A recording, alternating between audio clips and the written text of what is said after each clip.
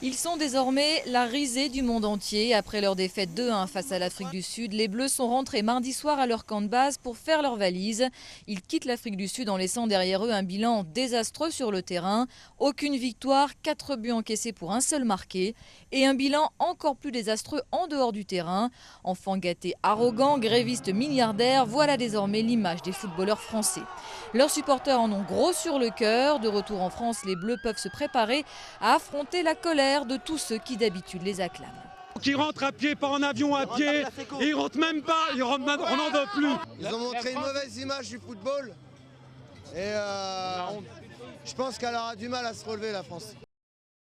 La fin d'un monde, merci et au revoir. La presse française évidemment est sans pitié pour les Bleus, mais pas sans ironie pour ce qui est de Libération qui titre « Et encore bravo ».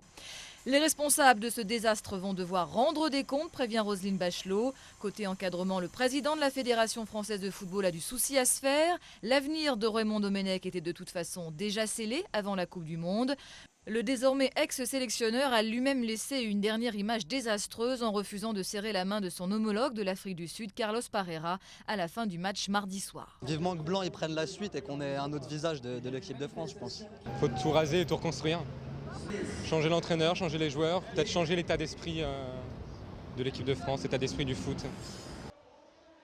En prenant la succession de Domenech, Laurent Blanc n'imaginait certainement pas hériter d'un tel champ de ruines. Désormais attendu comme le Messi, il va devoir réinventer complètement une équipe de France sans très certainement Thierry Henry, Nicolas Anelka et William Gallas.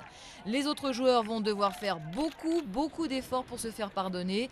Ils ont déjà renoncé à toucher leur prime de match et ils promettent de s'expliquer dans les jours qui viennent. Il leur faudra ensuite se racheter sur le terrain.